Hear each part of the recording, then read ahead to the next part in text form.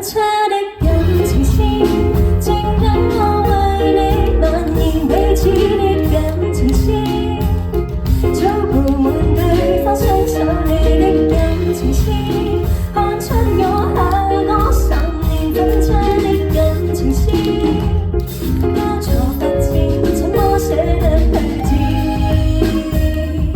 就係由呢一個時候開始，我立志成為一位歌手，而呢一個志願到今時今日都冇改變過。